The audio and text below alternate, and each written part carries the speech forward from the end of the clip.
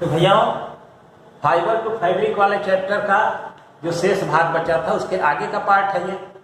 Cotton fibre हम लोग पढ़ रहे थे, उसमें एक आपको बताए थे गिनिंग में क्या करते हैं, सीड हटा देते हैं और फिर वो स्टील काम से उसका फाइबर अलग करते हैं।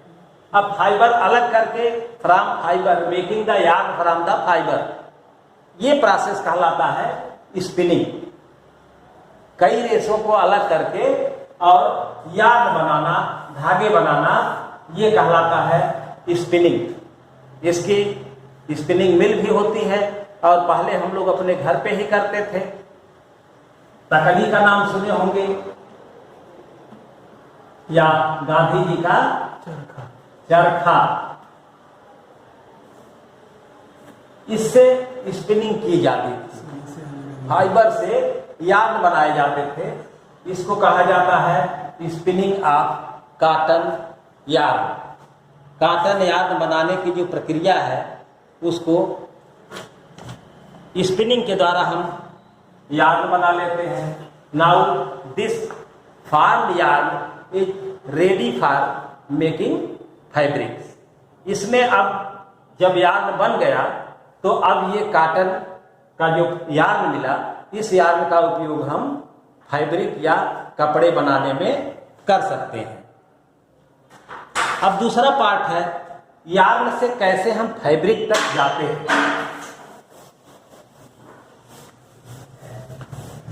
यार्न से fabric, from yarn to fabric. Yarn से फैब्रिक्स बनाने के तरीके कौन कौन से हैं? दो मेथड होती है।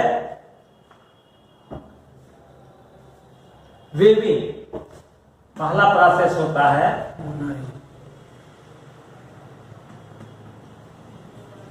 बुनना, वीविंग। अब इसमें क्या करते हैं, टू फाइबर्स और more fibres of cotton are arranged in two manners. First one is the horizontal and next one is the vertical. एक लाइन ऐसे जाएगी और दूसरी ऐसे, इस तरह से हॉरिजॉन्टल, जिसको कहते हैं हॉरिजॉन्टल, और ये कहलाता है वर्टिकल या लॉन्गिट्यूडिनल।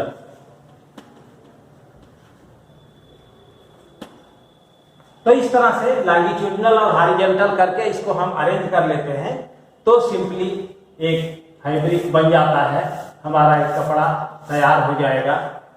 और दूसरा मेथड जो होता है वो कहलाता है नाइटिंग।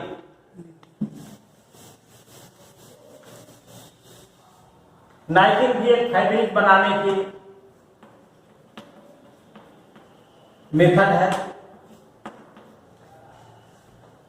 इसमें हम राउंड में करके फाइबर को जोड़ते हैं, इसी को हम बुनाई कहते हैं। ऊल फाइबर से जैसे करते हैं, क्या बनता है, स्वेटर बनता है। तो स्वेटर का जो हम लोग बनाने की प्रक्रिया होती है वो कहलाती है नाइटिंग। नाइटिंग करके हम बड़े स्तर पे बड़े स्वेटर बना लेते हैं। पहले हम फैब्रिक बनाएंगे, फिर उसको जोड़ करके स्वेटर बना लेते हैं। तो ये गर्मी के दिनों में पहनने वाले कपड़े होते हैं। तो इस तरह से ये फाइबर और उसके रिलेटेड प्रोसेस हो गए। अब लास्ट में है आपका synthetic fibre.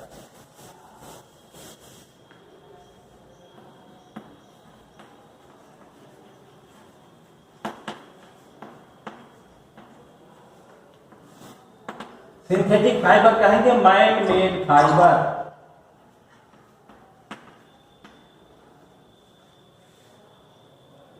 They are produced from plastic and plastic is produced from the chemicals. तो केमिकल से प्लास्टिक बनाते हैं और प्लास्टिक से फाइबर बनाए जाते हैं। इसके लिए क्या करते हैं, मशीनें होती हैं और उसमें बहुत फाइन पोर्स होते हैं। और हाई टेम्परेचर पर गर्म करके इन प्लास्टिक को पिघला देते हैं और इन छोटे छोटे पोर से या छोटे छोटे छिद्रों से उसको गुजारते हैं, तो फाइबर ऐसे निकल जाते, लेकिन टेम्परेचर हाई है तो उस समय फाइबर के रूप में नहीं होता है। फिर इसके बाद क्या करते हैं, अलाउ फॉर कूलिंग,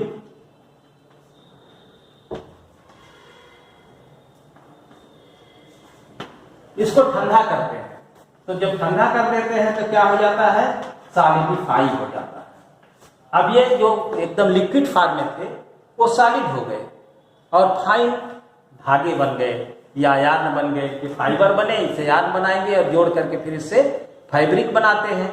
नायलॉन का जो कपड़े आते हैं, टेरालिन टेरिकाट के जो कपड़े आते हैं, ये सब इसी सिंथेटिक फाइबर से बने होते हैं। अब इनकी एक तो ड्यूरेबिलिटी बहुत अधिक होती है, कपड़ा आप बहुत दिन तक पहनेंगे नहीं फटेगा, मजबूत होता है। लेकिन डीमेरिट क्या है, खराबी इसके अंदर क्या है, no ability to absorb the sweat and moisture, ये नमी को नहीं अवशोषित कर सकते, पसीनों को नहीं अवशोषित कर सकते, तो ये इनकी डिमेरिट होती है। लेकिन इनकी ड्यूरेबिलिटी सबसे अधिक होती है, बहुत दिन तक आप पहन सकते हैं। इसको चैप्टर को पढ़िएगा, एक्सरसाइज के क्वेश्चन।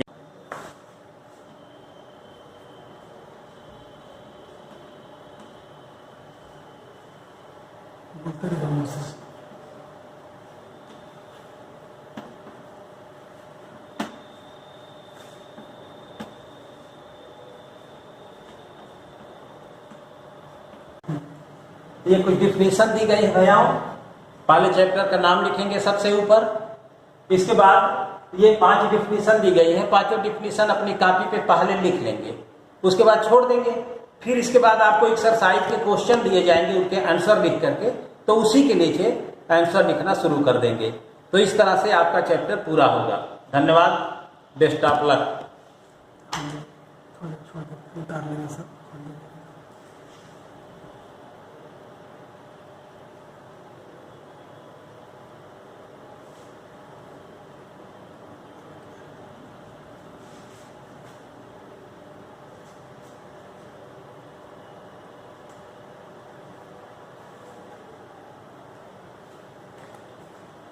इसको थोड़ी देर के लिए वीडियो को छोड़ दिया गया है, आप लोग आराम से इसको नोट कर लेंगे।